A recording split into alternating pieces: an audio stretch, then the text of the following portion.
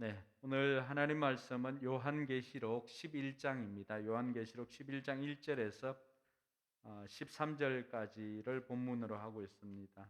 오늘 우리 일어서서 11장 1절에서 4절까지 같이 한번 봉독하도록 하겠습니다. 자리에 일어나서 불편하지 않은 분들은 자리에 일어나서 요한계시록 11장 1절에서 4절까지, 온라인으로 참여하시는 분들도 온라인 예배 예절을 잘 지켜서 현장에서 와서 드리는 예배만큼이나 더 집중해서 들어야 여러분들이 예배에 집중할 수 있을 것 같습니다. 그래서 함께 우리가 온라인 오프라인이지만 영이신 하나님 앞에 우리가 예배를 드리도록 하겠습니다. 네, 주신 말씀 같이 읽겠습니다. 나는 지팡이와 같은 청량자 하나를 받았는데 그때 이런 말씀이 내게 들려왔습니다. 일어서서 하나님의 성전과 제단을 청량하고 성전에서 예배하는 사람들을 세어라. 그러나 그 성전의 바깥들을 청량하지 말고 내버려 두어라. 그것은 이방 사람들에게 내주었기 때문이다. 그들이 그 거룩한 도성을 42달 동안 짓밟을 것이다. 나는 내 두 정인에게 예언하는 능력을 줄 것이다. 그들은 1261일 동안 상복을 입고 예언할 것이다.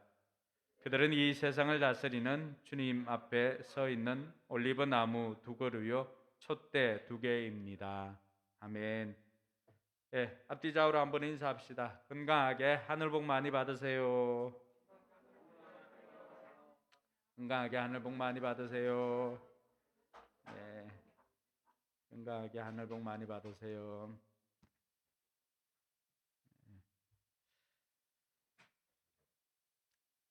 네,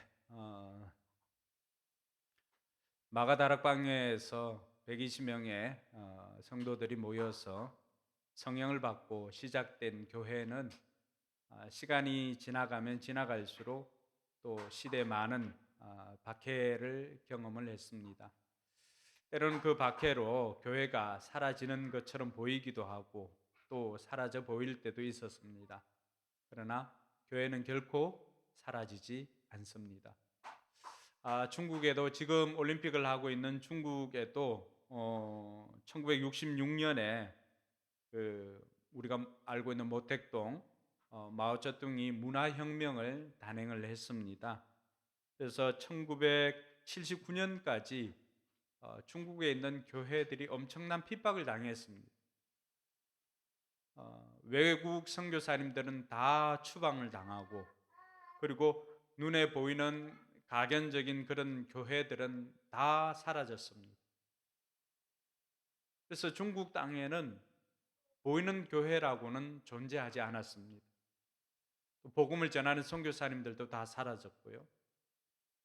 그래서 교회가 사라져 보이는 같았지만은 그러나 문화혁명이 끝나고 난 다음에 보니까 그곳에는 5천만 명 이상의 신자가 생겼습니다.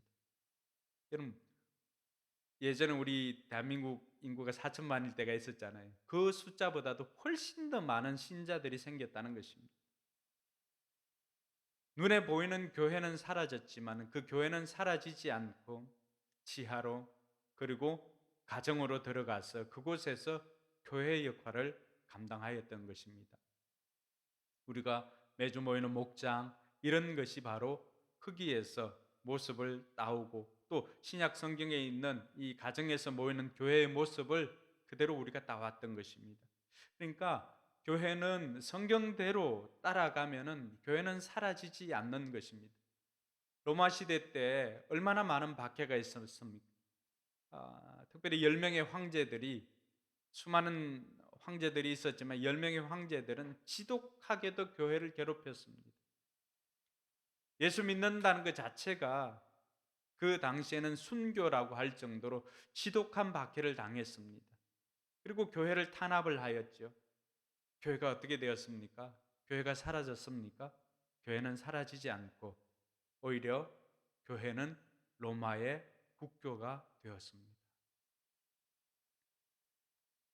혹독한 시련이 있고 고난이 있고 핍박이 있지만 교회가 사라지는 것 같지만 결국에는 교회는 사라지지 않습니다.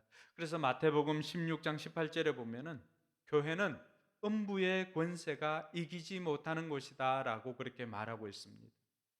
아무리 세상에서 교회를 없애려고 해도 때로는 손가락질 받을 때도 있고 또 때로는 그것으로 인하여서 믿는다는 그 자체 때문에 핍박받을 때도 있지만 그러나 그들이 교회를 이기지 못하고 결국에는 교회가 그 모든 것들을 다 다스리게 될 것임을 말하고 있는 것입니다. 왜 이런 일들이 있을까? 왜 그럴까? 오늘 저와 여러분들이 이 말씀을 통해서 오늘 우리가 읽었던 이 본문을 통해서 교회가 왜 사라지지 않고 계속해서 존재할 것인가에 대해서 한번 살펴보고자 합니다. 먼저 시작은 하나님께서 요한에게 지팡이 같은 막대기를 주면서 성전을 청량하라고 하는 명령을 했습니다. 오늘 1절 보니까 나는 지팡이와 같은 청량자 하나를 받았는데 그때 이런 말씀이 내게 들렸습니다. 일어서서 하나님의 성전과 제단을 청량하고 성전에서 예배하는 사람들을 세워라. 에스겔서에도 보면은 성전을 청량하라고 하는 내용이 나옵니다. 성전을 청량하라고 했을 때 그 청량하라고 하는 의미가 무엇일까? 그리고 이 성전은 어떤 의미가 있을까? 여러분 구약에서 성전은 어떤 역할을 했습니까? 제사장들이 들어가는 곳, 제사장들만이 들어가는 곳이었습니다. 지성소까지는. 근데 보면 오늘 말씀에 보면은 성전에서 예배하는 사람들이 있다라고 했습니다. 성전에서 예배하는 사람들이 있다라고 하는 것은 그 성전은 구약에서의 그 성전의 범위를 넘어선 것임을 알 수가 있습니다. 그래서 이것은 예수님께서 십자가에 달려 죽으실 때 성소의 휘장이 찢어짐으로 말미암아 우리가 은혜의 보좌 앞으로 담대히 나아갈 수 있는 담력을 얻었다고 했습니다. 예수 그리스도로 말미암아서 예수님께서 열어놓으신 그 길, 그것을 통하여서 하나님 앞에 예배하는 그 성전이 오늘날 교회의 모습임을 하나님께서는 요한을 통해서 우리에게 가르쳐 주고 있는 것입니다. 성전이 신약의 교회를 의미한다고 하면은 그곳에서 예배드리는 사람들은 누구겠습니까? 그들은 바로 신약 교회 성도들을 가리키는 것입니다. 계시록 1장 6절에도 보면은 우리는 예수 그리스도의 피로 말미암아서 우리를 제사장 삼아 주었다고 했습니다. 베드로전서 2장 9절에도 너희는 택하신 족속이요 왕 같은 제사장이라고 했습니다. 그러니까 신약 시대에 와서는 하나님께서 저와 여러분들 또 신약 교회 성도들을 제사장으로 삼아 주시고 그 모든 사람들이 하나님 앞에 나아가서 친히 하나님 앞에 예배드릴 수 있도록 만들어 주셨다는 것입니다. 할렐루야. 그래서 오늘 요한을 통해서 청량하라고 하는 것은 다른 것이 아니라 신약 교회와 또 그곳에 있는 성도들, 하나님께서 교회와 성도들을 보호하시기 위해서 지팡이를 주고 청량을 해 보라고 했다는 것입니다. 사랑하는 성도 여러분, 교회가 음부의 권세에 무너지지 않는 이유는 하나님께서 오늘 또 이 요한을 통해서 성전과 성전 안에서 예배하는 이들을 세워보라고 하셨던 것은 그것은 하나님께서 심판하기 위함이 아니라 우리를 보호하기 위함임을 깨닫는 저와 여러분들이 되기를 바랍니다. 무엇으로 알 수 있는가? 오늘 청량하라고 명령하신 분이 누굽니까? 또 지팡이를 주신 분이 누굽니까? 하나님께서 이 모든 것들을 주관하고 계십니다. 하나님께서 거기에 몇 사람 있는지를 세어보아라. 또 하나님께서 그 성전을 청량을 해보아라 라고 해주신 것은 하나님께서 그곳이 얼마가 있든지 그 안에 있는 모두를 하나님께서 지키시겠다고 하는 하나님의 의지가 포함되어져 있습니다. 사랑하는 성도 여러분, 오늘 교회로 또 성도로 부름받은 저와 여러분들을 하나님께서 지키시기 위해서 하나님의 사람들을 보내어서 우리를 청량하시는 줄 믿으시기 바랍니다. 이처럼 청량하라고 하는 그러한 곳이 있는가 하면은 청량하지 말라고 하는 곳도 있습니다. 오늘 2절 말씀에 보니까 그러나 그 성전의 바깥들을 청량하지 말고 내버려 두어라. 그것은 이방 사람들에게 내어 주었기 때문이다라고 되어 있습니다. 여러분, 이 사람들은 누구일까요? 분명히 성전 안에 이렇게 이방인들이 있지 않습니까? 그곳에 와 있는 사람들입니다. 이 말씀은 교회 활동은 하고 있지만은 영적으로 거듭나지 않았기 때문에 그 성전 안으로 들어올 수 없었던 사람들입니다.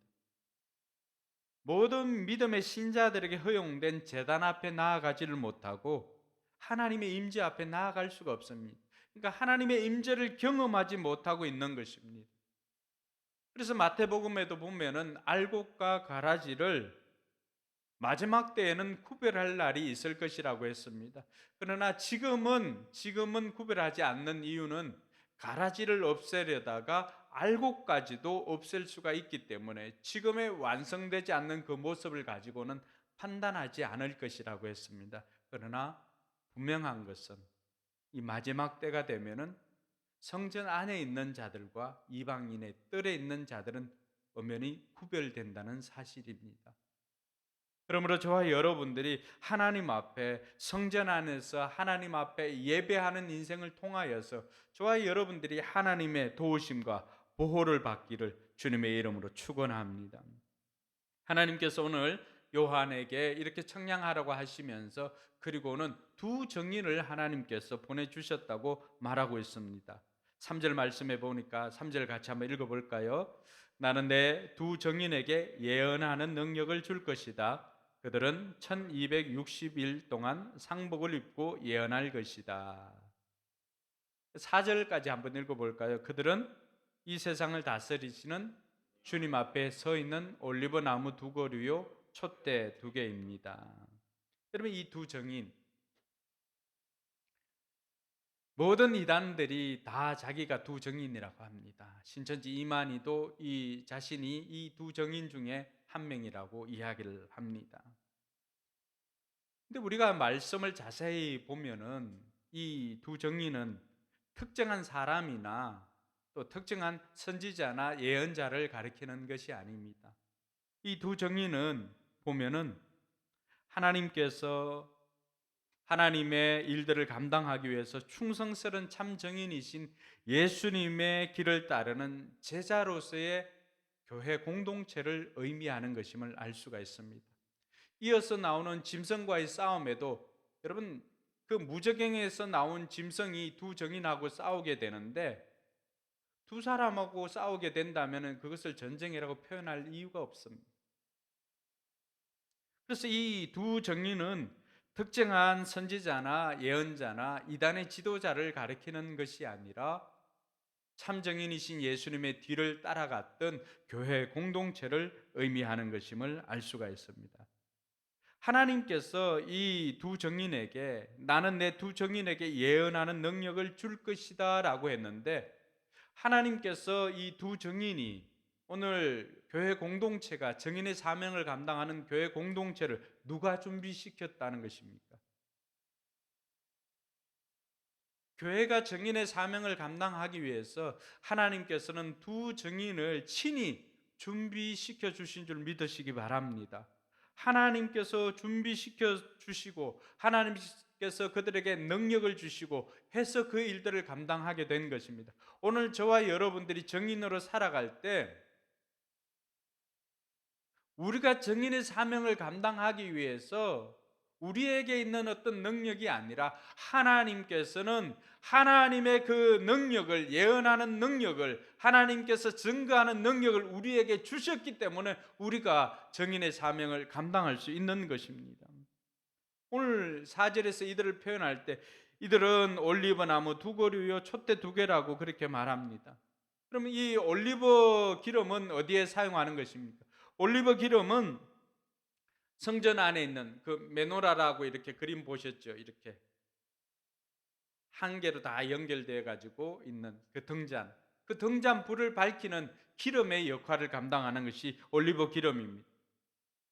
이것을 통해서 우리는 교회가 세상에 빛을 발하도록 기름을 공급해 주시는 성령의 의미가 포함되어져 있다는 것을 알 수가 있습니다. 두 증인이 올리브 나무 두 그루와 촛대 두 개라고 하는 것은 스가랴서에서 스룹바벨과 여호수아를 통해서 하나님께서 하나님의 성전을 건축하기 위해서 보냈던 그 두 사람을 이렇게 또 표현하기도 했습니다. 오늘 하나님께서 우리의 정인의 사명을 감당하기 위해서 이 올리브 기름을 계속해서 교회에 공급해 주시는 이유가 무엇입니까? 그것은 교회가 정인의 사명을 감당하기 위해서 늘 빛으로 소금으로 살기 위해서 하나님께서 그 빛을 밝히라고 우리에게 늘 성령으로 공급해 주시는 것을 믿으시기 바랍니다. 그래서 교회는 처음 시작할 때부터 이 빛을 발하기 위해서 성령 공동체로 시작되었던 것입니다. 오순절 마가 다락방에서 시작되었던 그 교회의 모습은 무엇이 임함으로 그들이 교회로서 역할을 감당할 수가 있었습니까? 그들은 하나님께서 약속하신 것을 기다리면서 마가 다락방에서 그들은 전혀 기도에 힘썼습니다. 그 기도에 힘쓸 때 오순절 날이 되었을 때 그들에게 무엇이 임합니까? 급하고 강한 바람과 같은 성령이 그들에게 임하였습니다. 할렐루야. 그래서 그들은 기도하면서 성령을 받고 그 성령을 받음으로 말미암아서 성인 공동체로 성령 공동체로 교회가 시작된 것입니다. 할렐루야. 사랑하는 성도 여러분, 저와 여러분들이 정인을 살기 위해서 정인으로 살아가기 위해서 하나님께서 우리에게도 이 성령을 허락해 주신 것을 믿으시기 바랍니다. 오늘 말씀에 보면은 이 정인들이 역할이 있습니다. 며칠 동안에 그 일들을 감당합니까? 보니까 3절에 1260일이라고 했습니다. 이 1260일은 개월로 하면은 42개월, 그리고 년으로 환산하면은 3년 반이 됩니다. 여러분, 이 계시록에 나오는 대부분의 것들이 다 상징으로 되어 있습니다. 이 1260일과 42개월, 3년 반이라고 하는 이 기간은 주님께서 이 땅에 오신 초림에서부터 재림까지의 기간입니다. 그 기간 동안에 교회가 하는 일이 무엇입니까? 초림에서 재림까지 두 정인이 활동하는 기간을 하나님께서 정해 주셨습니다. 이것을 우리는 교회 시대라고 말합니다. 교회가 정인으로서 그 역할을 감당하는 것은 바로 42개월 동안 주님께서 이 땅에 다시 재림할 때까지 그 일들을 감당하게 되어 있는 것입니다. 그런데 이들의 정인이 입고 있는 옷은 무엇입니까? 굵은 베옷, 상복이라고 했죠. 여러분, 굵은 베옷, 성경에서 굵은 베옷이 나오는 곳은 어디입니까? 다 회개하며 하나님 앞에 죄를 뒤집어쓰고 굵은 베옷을 입고 나아갈 때는 어떨 때 나아갑니까? 하나님 앞에 우리 죄를 인정하고 죄를 회개하며 나아갈 때 베옷을 입고 나아갑니다. 마치 내 자신이 죽은 것처럼. 교회가 선포해야 할 복음의 메시지는 처음부터 끝까지 무슨 메시지입니까? 회개하는 메시지입니다. 할렐루야. 그래서 예수님도 세례 요한도 그들이 와서 처음 선포한 복음의 메시지는 무엇입니까? 회개하라, 천국이 가까이 왔느니라. 오늘 교회가 두 정인이 상복을 입고 굵은 베옷을 입고 그들이 예언을 하였던 것은 다른 것이 아니라 그들을 통하여서 회개의 메시지가 선포되어야만이 이 땅에 있는 사람들이 이 사람들의 그 음성을 듣고 돌이켜야만이 살 수 있다라고 하는 메시지를 전하는 것이 교회라고 하는 것입니다. 오늘 저와 여러분들의 복음의 메시지도 다른 것이 아닙니다. 세례 요한이 외쳤던 메시지요, 예수님께서 외쳤던 메시지입니다. 회개하라, 회개하라, 천국이 가까이 왔느니라. 이것이 굵은 베옷을 입고 선포하는 것입니다. 언제까지 그 일을 감당하는 것입니까? 주님이 이 땅에 다시 오실 때까지입니다. 오늘 여기에 보면은 하나님께서 이 두 정인에게 권세를 주었습니다. 하늘을 닫고 비가 내리지 못하게도 하고요, 또 원수들이 이들을 삼켜버리려고 하면은 오히려 그들이 죽임을 당하고 불이 내리게 하고 물을 피로 변하게 하는 권세, 여러분 어디서 많이 들어본 것 아닙니까? 물이 변하여 피가 되고 그리고 하늘을 열고 닫는 이런 소식들은 모세와 엘리야 시대에 행하였던 것입니다. 그래서 어떤 학자들은 모세와 엘리야를 이야기하는 것이 아닌가라고 생각하는 사람들도 있습니다. 그러나 오늘 이 두 정의는 모세와 엘리야를 이야기하는 것이 아니라 신약 교회에 예수님을 따르는 모든 제자로서의 교회 공동체를 의미하는 것임을 알 수가 있습니다. 오늘 이러한 것들이 엘리야 시대의 행적이나 모세 시대의 행적이나 이러한 것들은 하나님께서 이 두 정인에게 권세를 주었기 때문에 가능한 것입니다. 정인의 사명 감당하기 위해서 주님께서 교회에게 주신 권세가 무엇입니까? 오늘 말씀에 보면 6절에 보면 그들은 자기들의 예언을 활동하는 동안에 하늘을 닫아 비가 내리지 못하게 할 수 있는 권세를 가지고 있습니다. 또 물을 피로 변하게 하는 권세와 그들이 원하는 대로 몇 번이든지 어떤 재앙으로든지 땅을 칠 수 있는 권세를 가지고 있습니다. 여러분, 이 권세 우리에게 있습니다. 근데 우리 자신을 보니까 내게 이런 권세가 있었는가 이렇게 생각할 때도 있지 않습니까? 그러나 아닙니다. 하나님께서 저와 여러분들에게 이 땅에서 정인으로 살기 위해서 우리에게도 동일한 권세를 주었습니다. 무엇이든지 내 이름으로 구하는 것을 하나님께서는 들어주시며 약속했습니다. 마태복음 18장에는요 두세 사람이 내 이름으로 모이는 곳에 내가 너희와 함께 할 것이다. 너희가 땅에서도 매면 하늘에서도 맬 것이라고 했습니다. 너희가 땅에서 풀면 하늘에서도 풀 것이라고 했습니다. 이 묻고 푸는 권세를 누구에게 주었습니까? 오늘 정인으로 살아가는 교회 공동체에게 주었습니다. 할렐루야.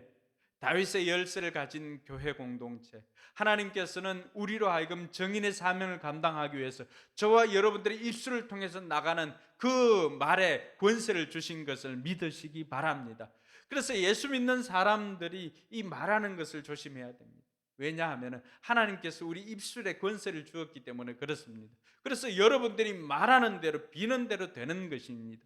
우리가 말씀을 듣기에 앞서서, 설교를 듣기에 앞서서 하는 것이 무엇입니까? 상대방에게 복을 빌어주는 것 아닙니까? 건강하게 하늘복 많이 받으시기 바랍니다. 왜 그런 것을 할까요? 하나님의 사람들이 복을 빌어주면 반드시 그대로 된다라고 하는 그 믿음 때문에 하는 것입니다. 그냥 하는 것 아니에요. 여러분들이 지금 최미 목사님이 지연이한테 줄 수 있는 것들이 다른 많은 것들이 있지만 가장 큰 것은 하늘 복을 빌어주는 것입니다. 할렐루야. 우리가 10,000원, 20,000원 주면은 그것도 받아도 좋겠지만, 그러나 그것보다도 더 근본적이고 그것보다도 더 큰 복은 바로 하늘 복을 빌어주는 것입니다. 그러니까 우리가 주일날 말씀을 듣기 전에 하는 이 복 빌어주는 것도 그냥 형식적으로 하는 게 아닙니다. 오늘 내가 이 사람에게 줄 수 있는 최고의 복을, 최고의 선물을 이 사람에게 준다는 그 믿음으로 하는 것입니다. 할렐루야. 왜 그렇습니까? 하나님께서 우리에게 권세를 주셨기 때문에 그렇습니다. 그래서 지금도 하나님께서는 이 권세가 이루어지도록 하나님은 일하십니다. 한번 따라 합시다. 내가 기도하면 하나님께서 일하십니다. 할렐루야. 여러분, 우리가 뭐라고 우리가 기도하면 하나님께서 일할까요? 우리가 다른 것이 아니라 내 개인으로는 아무것도 아닌 미미한 존재 같지만, 그러나 하나님께서는 저와 여러분들을 하나님의 정인으로, 교회의 정인으로, 오늘 두 정인으로 불러주었기 때문에 우리가 구하는 것이나 우리가 또 빌어주는 것이나 이 모든 것들이 하나님께서 정인의 사명을 감당하기 위해서 우리에게 주신 권세에서 비롯되었다는 것을 믿는 저와 여러분들이 되기를 바랍니다.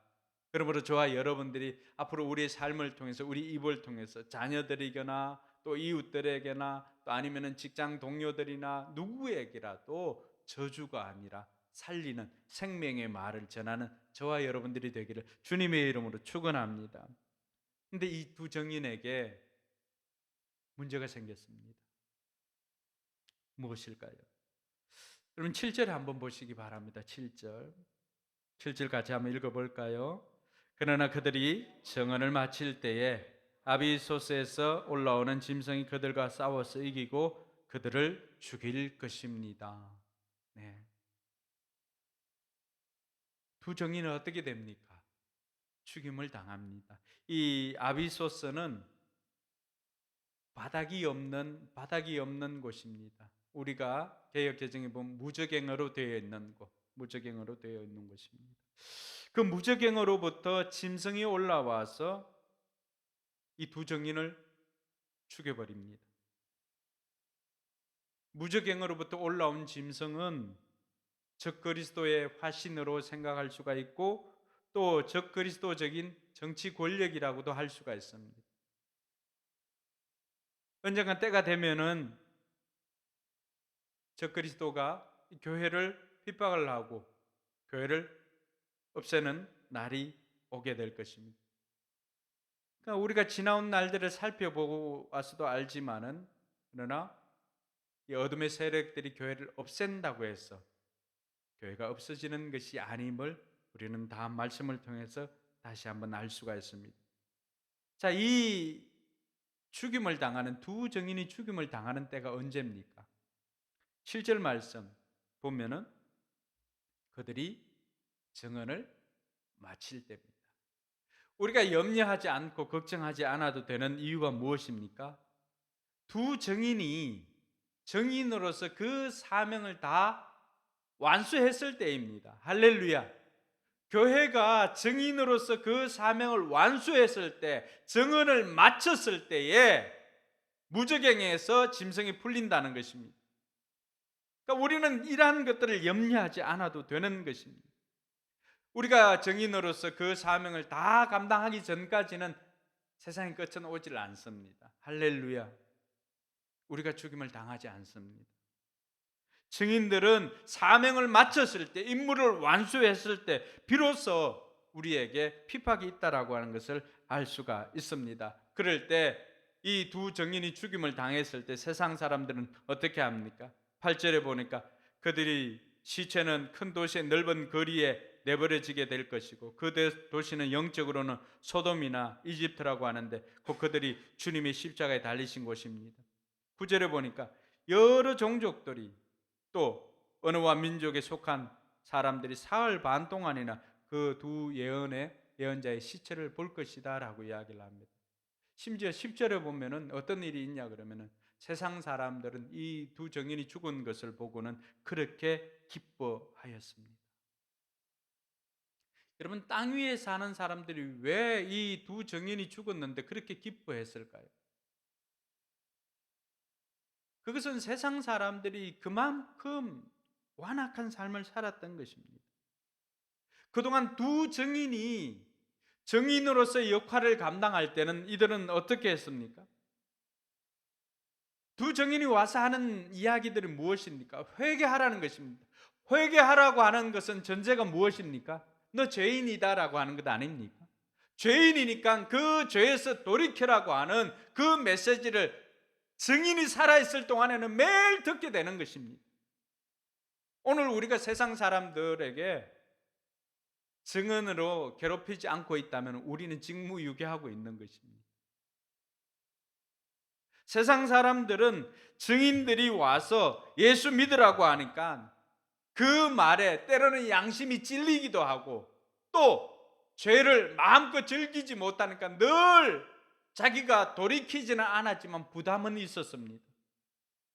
오늘 저와 여러분들이 예수를 믿으십시오, 회개하십시오라고 선포했을 때 선택받은 사람들은 그 메시지를 듣고 복음을 듣고 돌아오지만은 선택받지 못한 사람들은 어떻게 할까요?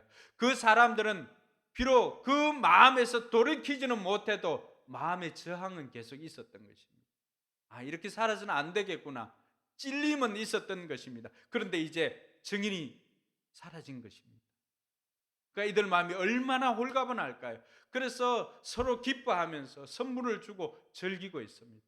여러분, 이게 세상입니다.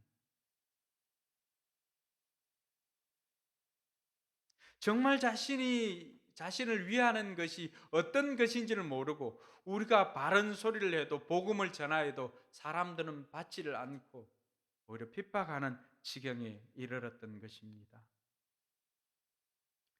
정인이 핍박받고 죽음을 당한 그 기간이 어느 정도 됩니까? 오늘 말씀에 보면은 사흘 반이라고 그렇게 이야기를 하고 있습니다.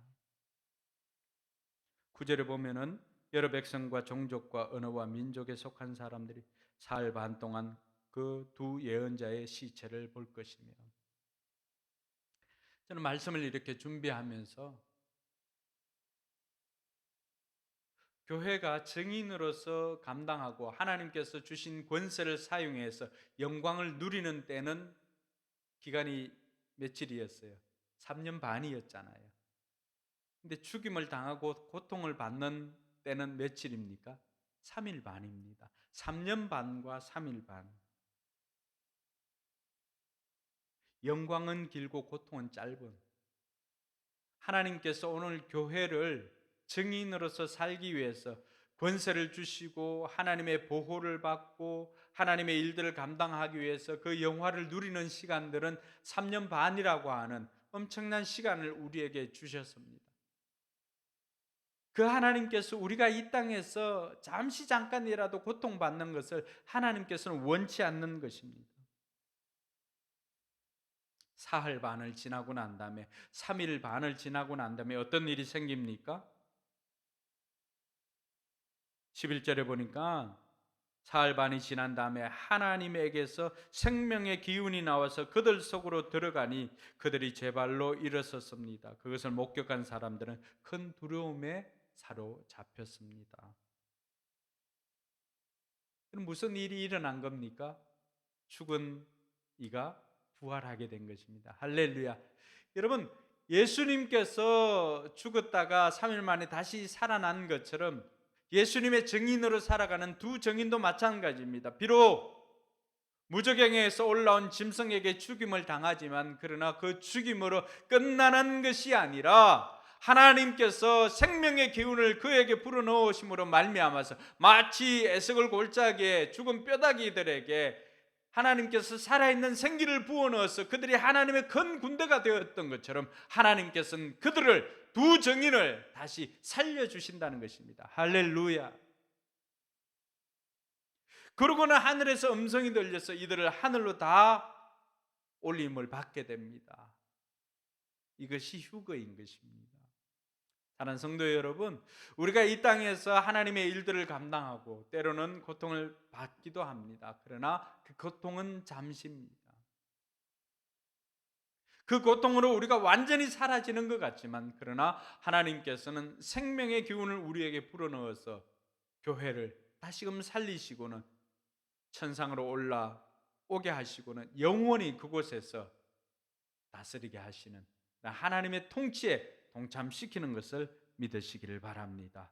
이 죽음에서 부활한 이 두 증인의 모습을 보고 사람들이 뭐라고 말합니까? 그들이 하는 것이 참된 것임을 비로소 깨닫게 됩니다. 그래서 사람들은 13절에 보니까 바로 그때 큰 지진이 일어나서 그 도시의 10분의 1이 무너졌는데 그 지진으로 사람이 7천 명이나 죽었습니다. 그리고 살아남은 사람은 두려움에 쌓여서 하늘에 계신 하나님께 영광을 돌렸습니다. 이 두 증인의 죽음과 부활로 말미암아서 이들이 외쳤던 메시지가 참이다라고 하는 것을 모든 사람들이 다 알게 되었고 죽은 사람들은 7천 명이지만 살아남은 사람들은 다 돌이켜서 하나님 앞에 영광을 돌렸던 것입니다. 할렐루야. 두 증인의 죽음과 부활로 말미암아서 남아있는 백성들 가운데 살아날 하나님의 그 구원에 동참할 이들도 생겼다는 것입니다. 사랑하는 성도 여러분, 엘리야 시대 때는 다 바알에게 절하고 7천 명이 살아남았지만 오늘 마지막 때가 되면 두 증인의 사명을 통하여서 7천 명은 죽게 되지만 남은 모든 이들은 다 하나님 앞에 영광 돌리는 그런 은혜가 있는 줄 믿으시기 바랍니다. 이로써 하나님께서 교회 가신 것은 모든 것들을 다 죽이는 것이 아니라 단 한 사람이라도 더 구원하고자 하는 것이 하나님의 소원과 계획인 것을 알고 저와 여러분들이 그 일에 동참하는 증인의 삶을 사는 저와 여러분들이 되기를 주님의 이름으로 축원합니다. 사는 성도 여러분, 우리가 이처럼 증인의 사명을 살기 위해서는 우리에게 무엇이 필요할까요? 또 우리가 어떻게 살아야 할까요? 첫 번째는 두려워하지 말고 하나님의 능력을 힘입어야 합니다. 오늘 이러한 내용들을 보면 무저갱에서 짐승이 나와서 두 증인 또 교회를 죽여버리고 두 증인을 죽여버리고 하는 이 일들을 듣게 되고 고난이 있고 핍박이 있다고 하니까 우리 마음속에 짐짓 두려움이 있습니다. 여러분, 증인으로 산다는 것이 쉽지만은 않습니다. 영화를 보더라도 증인에게는 뭐가 있습니까? 항상 피의자입니까? 피해자입니까?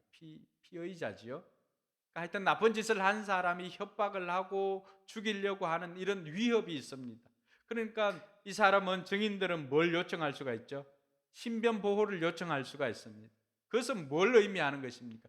증인으로 사는 것은 만만치 않습니다. 고난이 따릅니다. 우리가 예수님의 증인으로 사는 것도 마찬가지입니다. 우리가 증인으로 사는 것 분명히 영광스러운 일입니다. 그런데 현실에서 증인으로 사는 데는 여러 가지 어려움들이 많이 있습니다.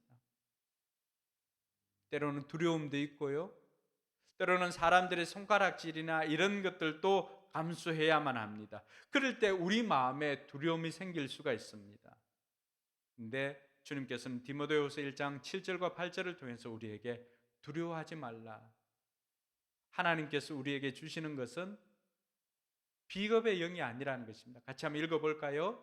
하나님께서는 우리에게 비겁한 영을 주신 것이 아니라 능력과 사랑과 절제의 영을 주셨습니다. 그러므로 그들은 우리 주님에 대하여 정언하는 일에나 주님을 위하여 같이 몸이 된 나를 부끄러워하지 말고 하나님의 능력을 힘입어 복음을 위하여 고난을 함께 겪으십시오. 바울이 디모데에게 편지를 하면서 디모데가 얼마나 두려움에 떨었을까요? 왜냐하면 그때 당시 증인으로 산다라고 하는 것은 죽음 아닙니까? 순교이잖아요. 오늘 이 땅과는 비교할 수 없는 그런 두려움이 그에게 임하였을 것입니다. 이 시대를 살아가고 있는, 증인으로 살고자 하는 우리에게도 마찬가지입니다. 내가 잘할 수 있을까? 아니면 세상 사람들은 나를 뭐라고 할까? 거래처 사람들은 예수 믿으라고 하면 뭐라고 할까? 내가 사람들에게 왕따 당하는 건 아닐까? 라고 하는 이런저런 두려움들이 있습니다. 하나님께서 이런 두려움을 아십니다. 그래서 하나님께서 우리에게 주시는 것은 이런 두려워하는 마음이 아니라고 하는 것입니다. 사랑과 능력과 절제하는 마음인데, 우리가 이 두려워하지 말고 하나님 주신 능력으로 주님의 사명을 감당하라고 우리를 초청하고 있습니다. 증인으로 살 때 고난이 따르기도 합니다. 가난이 오기도 합니다. 때로는 순교도 할 수 있습니다. 그러나 두려워하지 말라라고 말씀하십니다. 하나님께서는 우리에게 하고자 하면 능력을 주시고 방법을 주십니다. 그러나 하기 싫은 사람은 핑계를 찾습니다. 사랑하는 성도 여러분, 오늘 저와 여러분들이 증인으로 살고자 한다면 하나님께서 우리에게 담대함도 주시고 하나님의 능력도 공급하여 주실 줄 믿으시기 바랍니다. 하나님의 증인은 하나님께서 준비시켜 주십니다. 둘째로 살펴볼 것은요, 성령 충만을 받아야 합니다. 사도행전 1장 8절에 증인으로 살기 위해서 하나님께서 주신 말씀이 있습니다. 같이 한번 읽어볼까요? 그러나 성령이 너희에게 내리시면 너희는 능력을 받고 예루살렘과 온 유대와 사마리아에서 그리고 마침내 땅끝까지 이르러 내 증인이 될 것이다. 여러분, 증인이 되기 위해서 필요한 것이 무엇이라고 했습니까?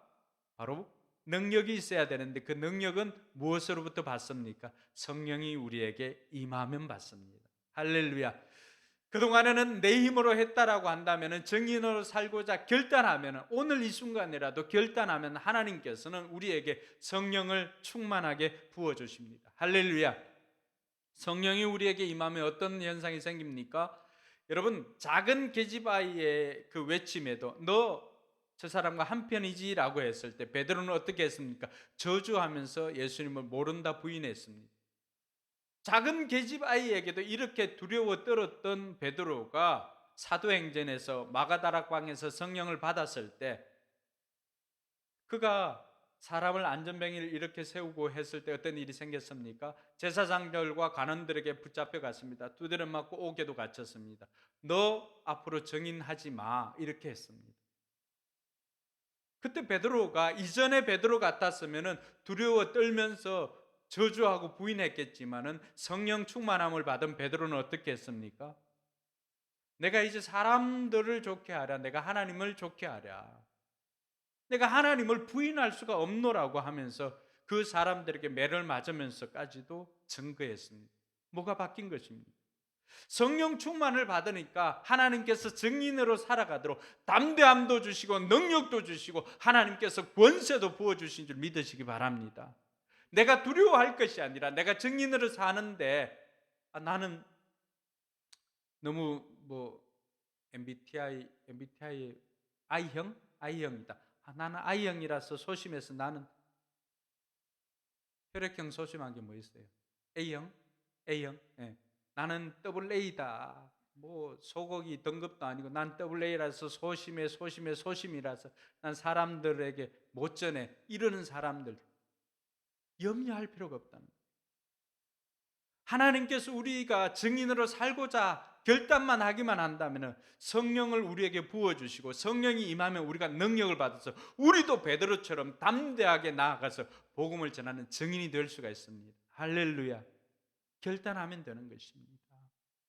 이렇게 성령 충만하니까 베드로가 나가서 이제 사람들을 두려워하지 않고 전하였습니다. 여러분, 이런 베드로를 통해서 하나님께서 어떻게 일하십니까? 그가 나가서 외쳤을 때 3천 명이 돌아왔습니다. 그가 나가서 외쳤을 때 5천 명이 돌아왔습니다. 오늘 저와 여러분들도 성령 충만하지 못했던 우리는 두려움에 떨었던 연약한 존재라고 한다면은 성령 충만한 우리는 나가서 외칠 때 하나님께서 그 사람의 마음을 하나님께서 변화시켜 주시고 바꾸어 주시고 우리를 통해서 그 사람들을 주님께로 인도하게 되는 줄 믿으시기 바랍니다. 성령 충만하여서 정인의 사명을 감당하는 저와 여러분들이 되기를 바랍니다. 마지막으로 살펴볼 것은요, 우리로 인해서 구원받을 백성을 기대해야 합니다. 오늘 13절에도 보니까 두 정인의 참된 증거를 통하여서 두 정인이 하늘로 올라갔을 때 사람들은 그 모습을 보고 7천 명이 죽었지만 남아있는 사람들은 다 하나님을 하나님으로 공경하고 하나님 앞에 영광을 돌렸습니다. 오늘 저와 여러분들이 정인의 사명을 다 마쳤을 때 우리를 통해서 구원받을 백성을 생각을 하는 것입니다. 바울은 데살로니가 성도들을 보면서 또 자신이 전도했던 그 성도들을 보면서 너희는 하나님 나라에서 나의 보석이다, 면류관이다 라고 했습니다. 오늘 여러분들이 하나님 나라에 가서 하나님 앞에 가서 자랑할 보석은 몇 개나 되나요? 이 사람은 나의 보석입니다 라고 할 사람이 몇 사람이나 됩니다. 우리가 이 땅에서 정인으로 살았다면 누군가는 하나님 앞에 가서 나는 박정훈 때문에 예수 믿게 되었습니다 라고 고백할 수 있는 사람이 있어야 됩니다. 내가 내 삶을 증언하는 것이 아니라 그들이 주님 앞에 갔을 때 우리의 삶을 그들이 증거해 주시는 것입니다.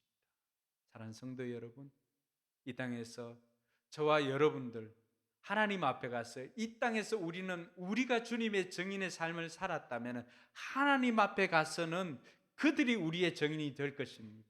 이런 사람들을 만드는 저와 여러분들이 되기를 바랍니다. 오늘도 증인으로 불러주신 그 주님 앞에 감사하며 이 땅에서 우리를 통해서 구원받을 백성들, 또 하나님 앞에 가서 우리를 증거해 줄 증인들을 위해서 살아가는 저와 여러분들이 되기를 주님의 이름으로 축원합니다. 기도하겠습니다.